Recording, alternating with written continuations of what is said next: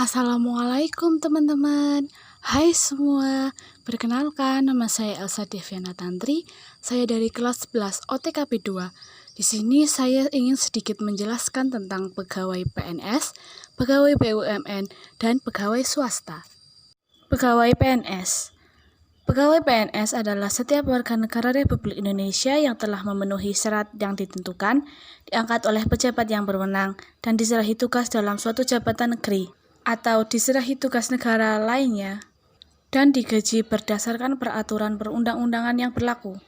Pada tahun 2014, undang-undang ini diganti dengan Undang-Undang Nomor 5 Tahun 2014 tentang Aparatur Sipil Negara yang menyatakan bahwa PNS adalah warga negara Indonesia yang telah memenuhi syarat tertentu diangkat sebagai pegawai aparatur sipil negara atau ASN secara tetap oleh pejabat pembina kepegawaian untuk menduduki jabatan pemerintahan. Kewajiban pegawai ASN, Pasal 23 Undang-Undang Nomor 5 Tahun 2014 tentang Aparatur Sipil Negara, sebagai berikut. Proses seleksi pegawai ASN. 1. Seleksi administrasi. 2. Seleksi kompetensi. 3. Seleksi kompetensi bidang. 4. Integrasi nilai. 5. Pengumuman lulus. 6. Pengumpulan berkas. Keuntungan menjadi pegawai ASN. 1. Gaji tetap dan cenderung naik. 2. Mendapat pensiunan. 3. Mendapat beberapa tunjangan. 4. Aman dari PHK. 5. Memiliki kemungkinan pindah instansi atau lokasi. Berdasarkan Pasal 4 Peraturan Pemerintah Nomor 53 Tahun 2010 tentang disiplin, pegawai negeri sipil dilarang. Hak pegawai PNS dalam ketentuan Pasal 21 Undang-Undang Nomor 5 Tahun 2014 tentang Aparatur Sipil Negara adalah sebagai berikut.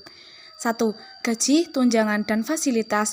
2. Cuti. 3. Jaminan pensiun dan jaminan hari tua. 4. Perlindungan. 5. Pengembangan kompetensi.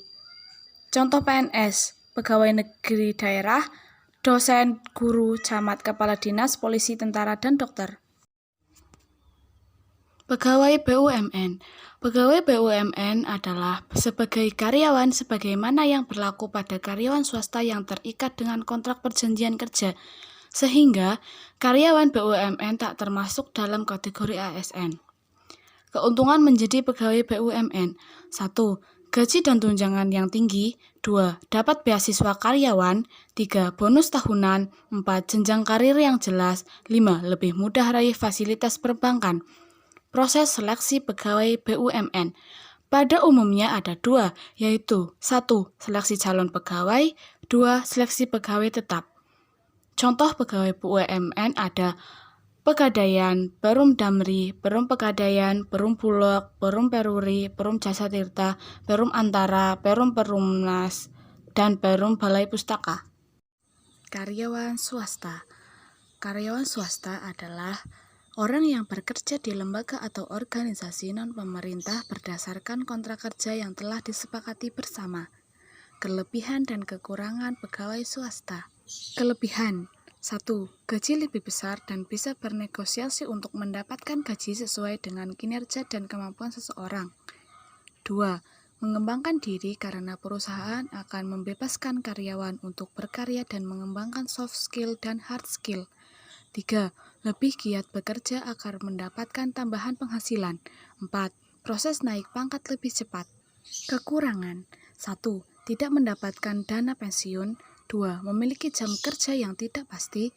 3. Rawan terhadap PHK. Proses seleksi pegawai swasta. 1. Identifikasi jenis pekerjaan.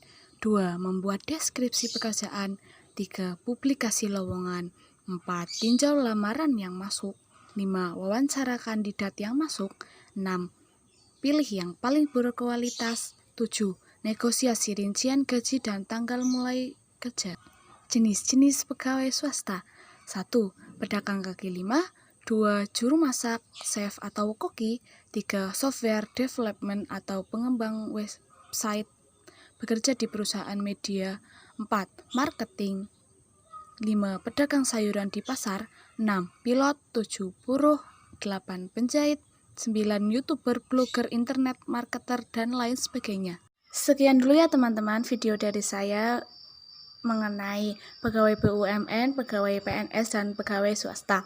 Sampai jumpa di video selanjutnya. Jangan lupa like, comment, and subscribe. Dadah. Wassalamualaikum warahmatullahi wabarakatuh.